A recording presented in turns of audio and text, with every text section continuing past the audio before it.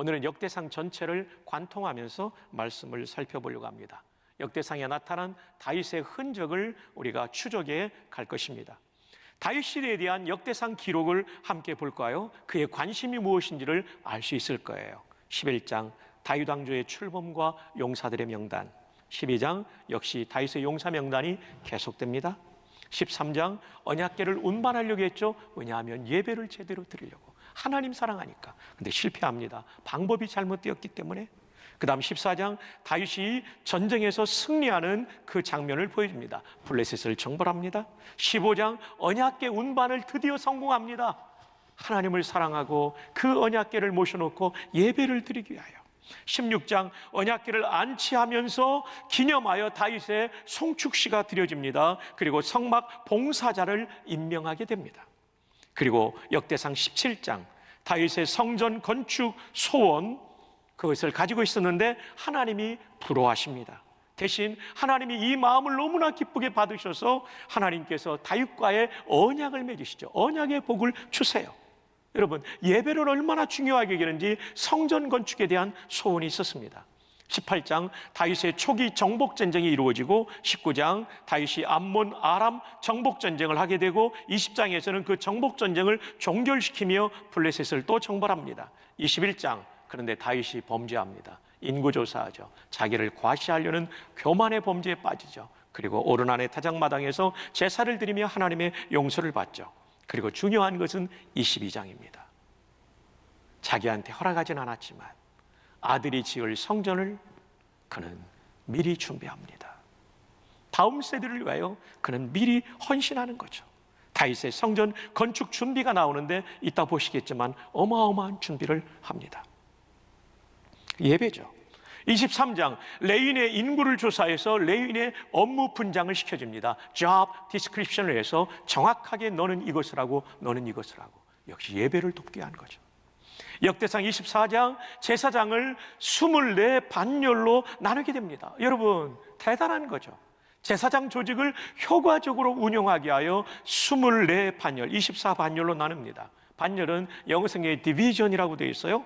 근데 이것은 히브리 말로는 마할로케트, 디비전인데, 이 반열을 한자 그대로 보면 나눌 반자예요.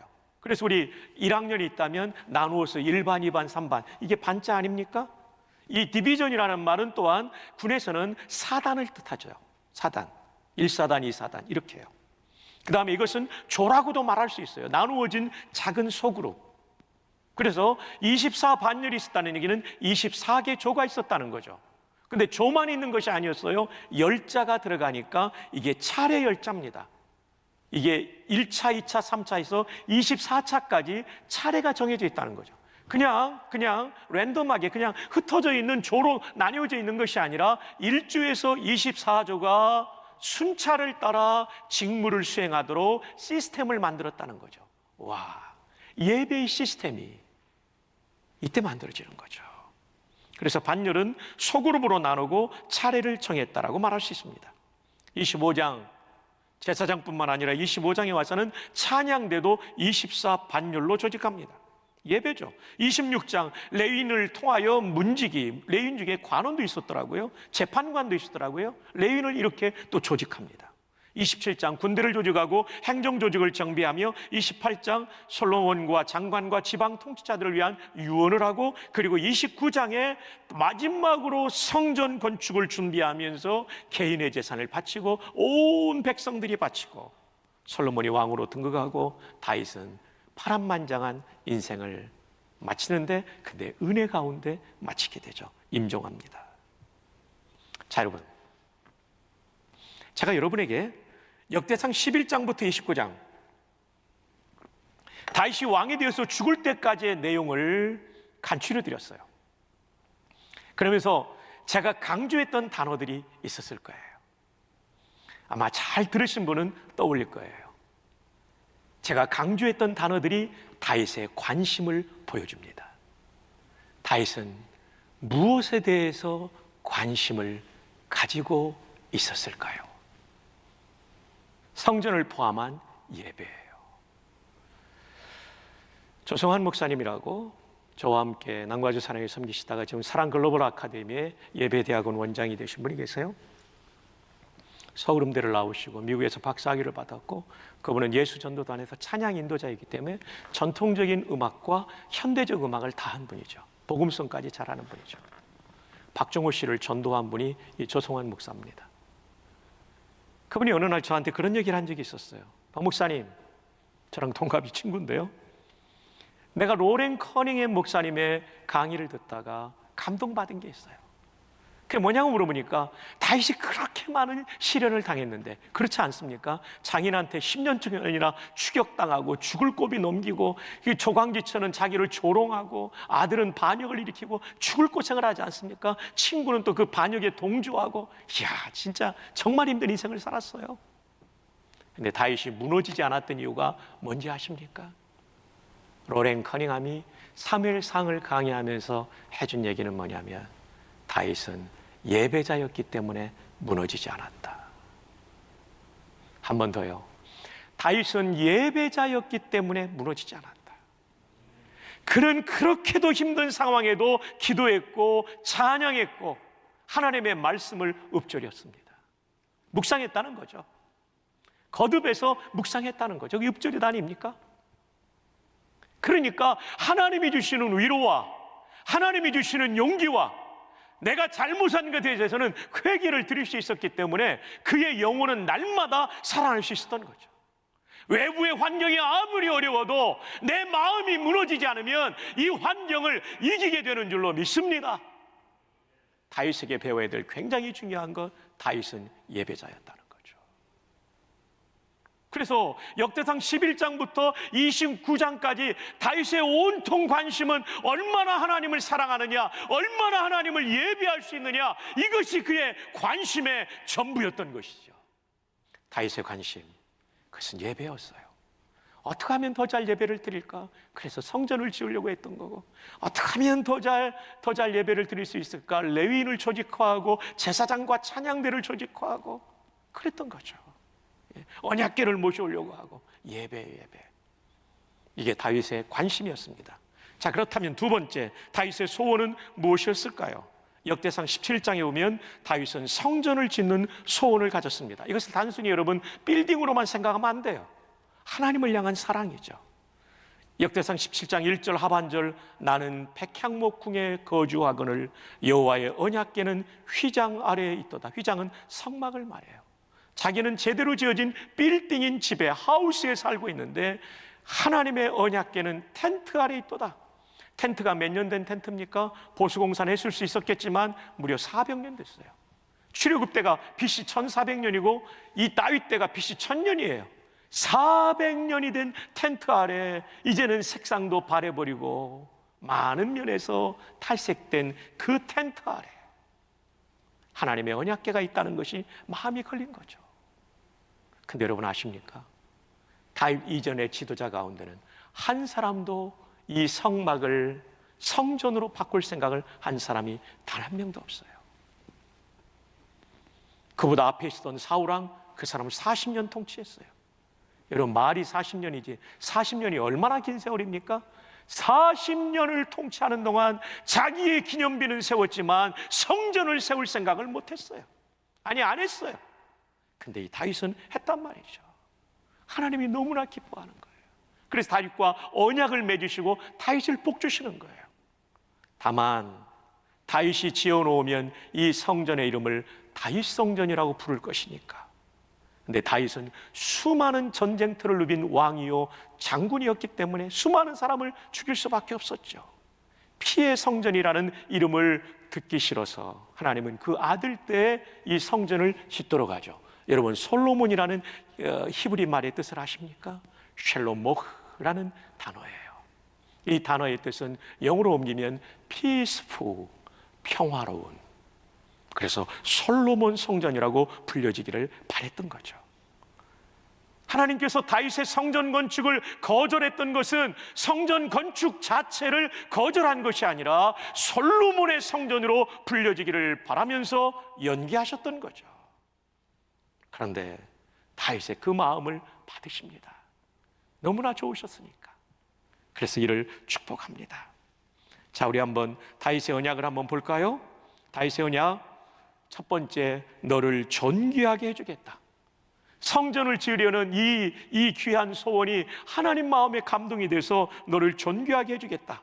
역대상 17장 8절을 함께 한번 읽어주세요. 시작. 내가 어디로 가든지 내가 너와 함께 있어 내 모든 대적을 내 앞에서 멸하였은즉 세상에서 존귀한 자들의 이름 같은 이름을 내게 만들어 주리라. 너 존귀하게 해주겠다. 이 말씀 성취되었을까요? 이 약속 성취되었을까요? 예, 되었어요. 어디예요? 역대상 29장 28절. 그가 나이 많아 늙도록 부하고 뭐를 누리다가 존귀를 누리다가 죽음에. 성전 건축의 소원을 하나님이 얼마나 기쁘게 받으셨냐면 너를 존귀하게 해주겠다고 약속하시고 그 약속을 이루십니다. 두 번째, 다윗의 언약은 너의 왕조를 세워주겠다. 사울은 자기만 왕하고 죽습니다.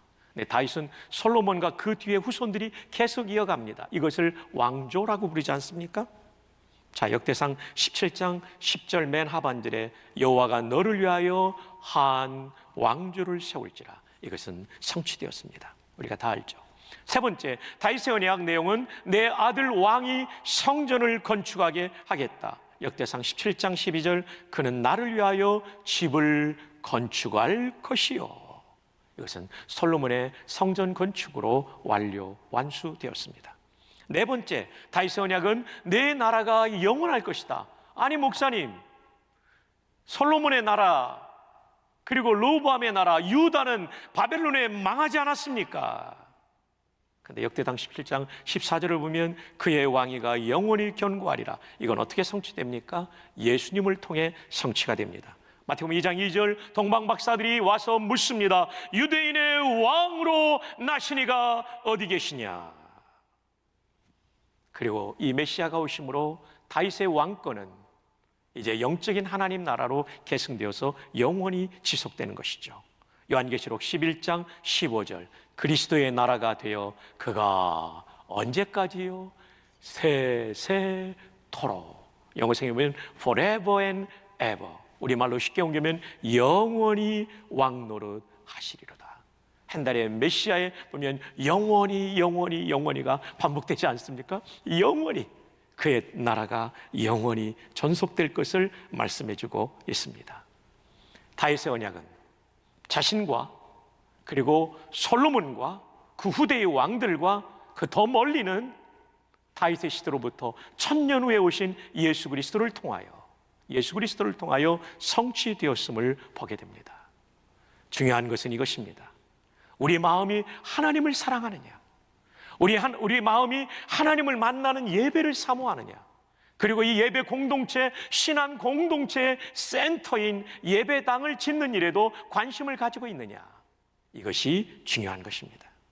하나님은 다윗의 이 소원을 기뻐 받으시고 다윗의 언약으로 복 주신 것입니다. 우리에게도 이런 소원이 있기를 주님의 이름으로 축복합니다.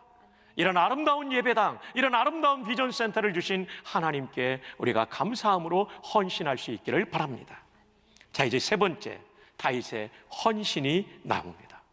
다윗은 예배에 대한 관심과 성전에 대한 소원만 있는 것이 아니라 구체적으로 헌신했습니다. 최선을 다해 헌신했습니다. 자신이 지을 수 없다고 말할 때 솔로몬이 하기에 그냥 방치해두지 않았다는 것이죠.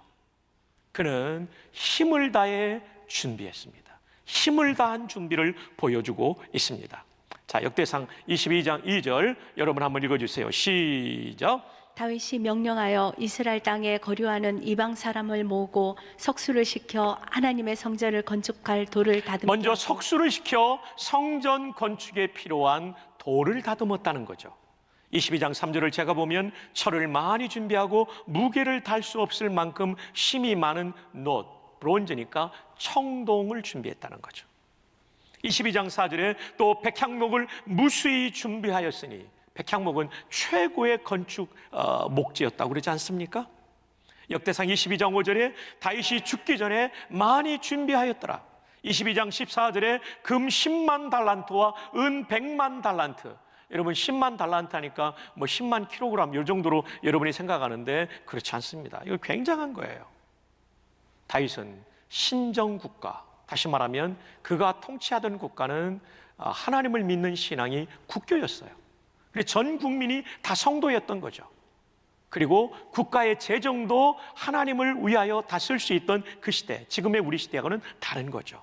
그래서 그는 국가적 재정을 함께 동원하면서 이 성전을 짓게 되는데, 신정국가의 왕으로서 드린 금과 은의 총량과 총액을 우리 이동욱 목사님이 좀 계산해 주셨습니다. 금 10만 달란트, 여러분 1달란트가요 14.27kg입니다. 그러니까 10만 달란트는 3,427톤. 와, 어마어마한 거죠. 1톤 트럭이요 3,427대가 되는 거예요. 이거 우리나라 돈으로 환산하면 223조 6,646억 원. 아니, 성전인데 이렇게 많이 들어갔나요? 좀 이따 설명드립니다. 은이 100만 달란트입니다. 이것은 34,270톤. 1톤 트럭이 34,270대가 되는 거예요. 우리 돈으로 하면 31조 1,822억 원, 합 254조 8,468억 원. 우리 건축비는 아무것도 아니래요. 나머지 헌물 빼고 헌물 중 금과 은만 계산한 것입니다. 이것만이 아니었습니다. 22장 15절 보면 또 장인이 내게 많이 있나니 석수와 목수와 온갖 일에 익숙한 모든 사람. 그는요 철저하게 준비했어요. 건축 자재만 준비한 게 아니라 건축 일꾼까지, 기능공까지 준비했다는 겁니다. 이게 말이 솔로몬 성전이지 사실은 다윗 성전이에요. 솔로몬 시대 한 거. 솔로몬 시대에 짓고 감독했을 뿐이지 실제로 준비, 인력 준비, 재원 준비 다 다윗이 한 것이죠. 더 나아가 그는 개인적으로도 건축 원금을 했습니다. 자, 29장 3절 함께 읽어요. 시작. 성전을 위하여 준비한 이 모든 것 외에도 내 마음이 내 하나님의 성전을 사모함으로 내가 사유한 금, 은으로 내 하나님의 성전을 위하여 드렸노니. 예, 사유한 금은이란 얘기는 자기 재산이라는 거예요. 자기 돈을 드려요. 4절을 보면 금 3,000달란트, 은 7,000달란트.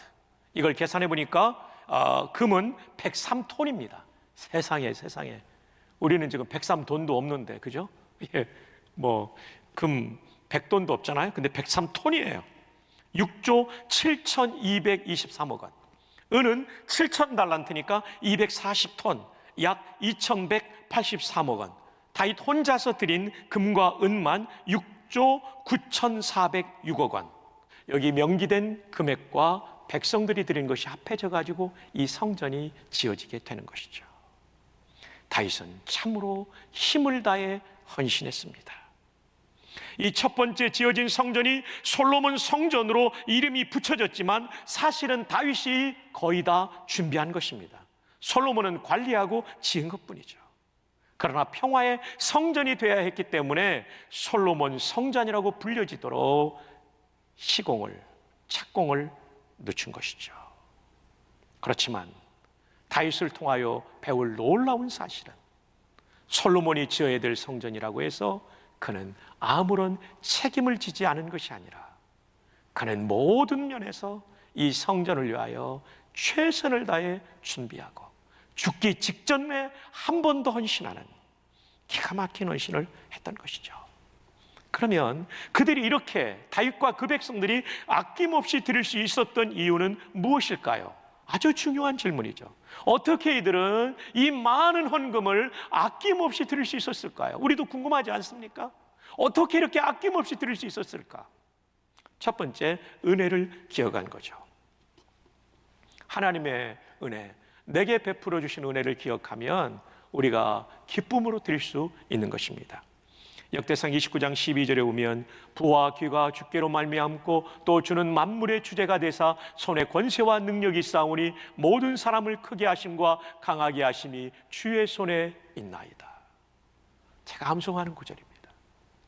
다윗은 시편에 보면 나는 가난하고 슬프오니 이런 고백을 몇 차례 합니다. 그는 가난한 목동이요 힘없는 목동에 불과했어요. 내 인생을 뒤돌아보니 부와 귀가 주님께로부터 와서 나를 이렇게 부하고 귀한 존재로 세우셨구나 고백하는 거예요. 그 주권을 가지고 나를 크고 강한 인물로 키워주셨구나 이렇게 고백하면서 기도하고 있는 거예요. 이 다윗의 봉헌 기도거든요. 여러분, 여러분의 인생을 뒤돌아보십시오. 자격 없는 나를 구원해 주신 그 십자가의 은혜는 얼마나 놀랍단 말입니까? 뿐만 아니라 참 연약하고 힘들었던 내 인생을 여기까지 인도해 주신 은혜는 또 얼마나 크단 말입니까? 은혜를 기억하면 자원하여 그리고 온 마음으로 헌신하게 되는 거죠. 두 번째로는 출처를 기억했다는 거죠. 내가 가진 돈과 재산의 출처가 내가 아니라 그 오리진이, 그 기원이 하나님께 있다는 것이죠. 역대상 29장 14절, 나와 내 백성이 무엇이기에 이처럼 즐거운 마음으로 드릴 힘이 있었나이까. 헌금은 즐거운 마음으로 드리는 게 진짜 헌금이죠. 모든 것이 주께로 말미암아 싸우니 내 생명도, 내 지혜도, 내 인간관계도, 내가 이만큼 살 수 있는 건강도 모든 것이 주께로 말미암았기 때문에 내가 가진 돈도 주님께로부터 온 것입니다. 우리가 주의 손에서 받은 것으로 주께 드렸을 뿐입니다. 그 기원이 나에게 있지 않습니다. 그 출처가 나로부터 온 것이 아닙니다. 하나님으로부터 온 것이고 하나님이 맡겨주신 것 돌려드렸을 뿐입니다. 마지막 세 번째, 이들이 이렇게 아낌없이 드릴 수 있었던 이유는 종말을 기억했기 때문입니다. 정말 내 인생에 끝날 날이 있다는 것을 기억했다는 거죠. 끝날 날을 생각하면 하나님께 드리는 게 가장 가치 있는 것이라는 것을 알게 되죠. 역대상 29장 15절 한번 읽어주십시오. 시작. 우리는 우리 조상들과 같이 주님 앞에서 이방 나그네와 거류민들이라. 세상에 있는 날이 그림자 같아서 희망이 없나이다. 자, 여기 보십시오. 나그네. 나그네는요, 거기에 계속 살지 않아요. 지나갑니다. 우리 인생도 나그네처럼 이 지상을 떠나 하나님 나라 갈 때가 있다는 거죠. 거류민, 외국인이라는 말이에요. 외국인들은 살다가 본국으로 다시 돌아가죠. 귀국하죠. 우리의 귀국지가 저 하늘나라인 줄로 믿습니다. 세상에 있는 날이 그림자 같아서 희망이 없나이다. 여러분, 그림자는 언제 사라질지 몰라요. 소리 없이 사라집니다. 이것이 지금 다윗의 고백이에요. 내가 지금 이스라엘의 왕으로 살고 있지만 나도 언젠가는 떠날 존재요, 사라질 존재입니다. 영원한 것에 나의 인생을 걸고 싶습니다 라고 지금 말하는 거죠. 여러분의 남아있는 인생, 저의 남아있는 인생도 금방 과거가 돼버릴 거예요. 오직 그리스도를 위한 일만이 영원하리라. Only what's done for Christ will last. 오직 그리스도를 위한 일만이 계속해서 지속될 것이다. 이걸 쉬운 우리의 말로 영원할 것이라고 말한 거죠. 다윗은 지혜로운 사람입니다. 나그네 인생길에 투자하지 않고 영원히 남을 일, 하나님을 예배하는 일, 성전을 건축하는 일, 다음 세대를 위해 헌신하는 일에 자신의 전부를 쏟아붓고 그는 임종을 맞이합니다. 이제 말씀을 맺습니다. 우리 모두는 덧없는 인생을 살아갑니다. 언젠가 우리도 나그네처럼 떠날 것이며 외국인처럼 본국으로 귀국할 것이며 그림자처럼 소리 없이 사라질 존재들입니다. 어떻게 사는 것이 진짜 의미 있는 인생이 될까요? 저와 여러분의 관심에 하나님을 사랑하는 예배가 최고의 관심이 될 수 있기를 바랍니다. 여러분의 소원이 하나님을 예배하는 센터, 이 예배당과 무엇보다도 교회를 여러분이 정말 세우는, 이 교회는 이 성도의 모임을 말하죠. 그리고 솔로몬 시대를 위하여 철저하게 헌신하며 준비했던 것처럼 갈대상자 헌금을 최선을 다해 드리십시다. 어떻게 일이 가능할까요? 은혜를 기억하십시오. 뿐만 아니라 출처를 기억하십시오. 하나님이 연락하실 수 있는 작정이 되기를 바랍니다. 그리고 마지막, 우리의 종말을 기억하면서 영원히 남을 그리스도의 일에 우리의 자원을 드릴 수 있는 은혜로운 성도 되시기를, 그리고 복된 성도 되시기를, 그리고 영원히 가치 있는 성도가 되시기를 주님의 이름으로 축복합니다.